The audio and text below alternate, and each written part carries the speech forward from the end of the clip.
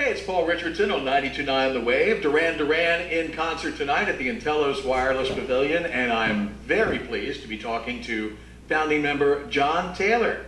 John, it's a pleasure to meet you and talk to you. My pleasure. 21 Billboard Hot 100 singles, over 100 million records worldwide, and the honor of performing as part of the Olympic opening ceremonies. Why don't you tell us what that was like? Well, it was the first time we played in Hyde Park. It was a huge crowd. Of course, there was, all eyes were on London. We were just happy. We were kind of on the fringe, really, of the actual Olympics, which were all going on in the East End, and obviously that fantastic opening ceremony that took place in the Olympic Stadium. But it was great just to be a part of it. Just to be a part of London's celebrations, and it was a personal high for us. There's some great footage on YouTube.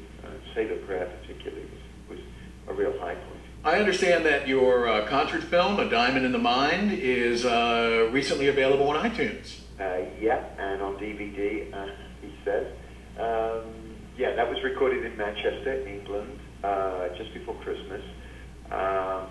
It's a similar show to what you're going to see in Portsmouth tonight. Staging is the same, slightly different running order, but it's essentially, we've been touring behind this album, All You Need Is Now, really since Super Bowl weekend last year. Wow.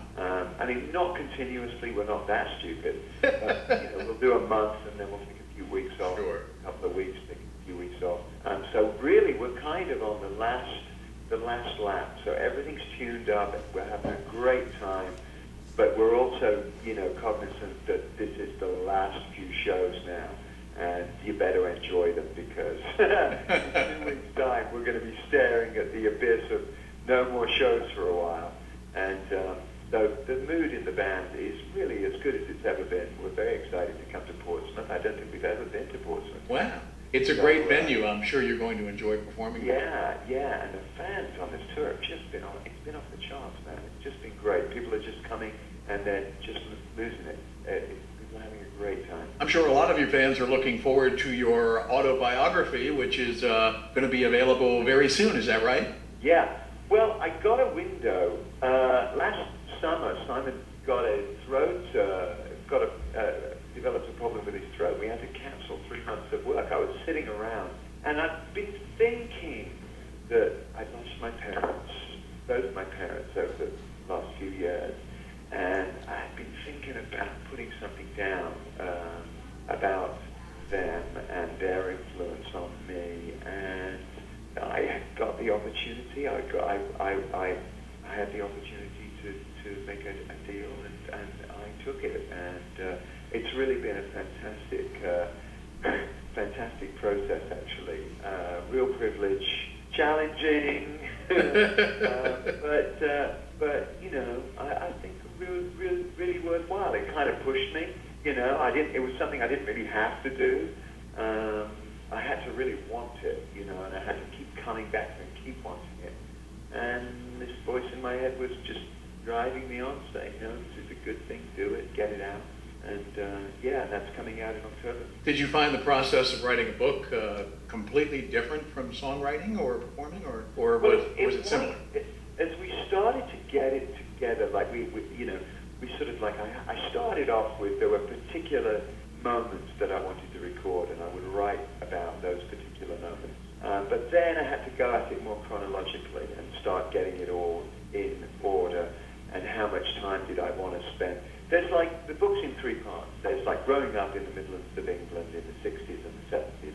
Then there's a big chunk on the first 5 years of Duran Duran, leading up to Live Aid. And then it's kind of like growing up, and it's really about sort of, I was really kind of, I was very famous, very messed up, very unhappy.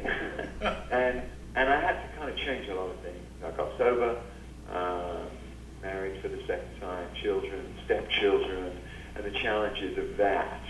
And actually, like, how does a pop star become a grown-up, and that's like the third part of the book. Yeah, and then when I stood, and then in answer to your question, it became like putting an album together where you've got the songs and you're trying to get the running order right and you're trying to get a curve that works, you know what I mean? So that it sort of, because albums, I do like albums to sort of tell a story in a way, even though they're, you know, you might have 12, you've got 12 songs, but I still want there to be a rhythm and a tempo and, you know, and a dynamic to how those songs play, you know? And we do that every night with the show as well. You know, you're always trying to find this perfect, tell this perfect story. So it was similar in that sense. We are so much looking forward to the show tonight. Doors open at 7. Show starts at 8. Tickets available at the box office or Ticketmaster. It's Duran Duran at Antelos Wireless Pavilion. John Taylor, thank you so much for taking time out of your day to talk to us, and we look forward to seeing you in Portsmouth tonight. Get in your seats early. MNDR's opening. She's amazing. One of Mark Ronson's protégés. So make a point of being there for her. And we'll see you after.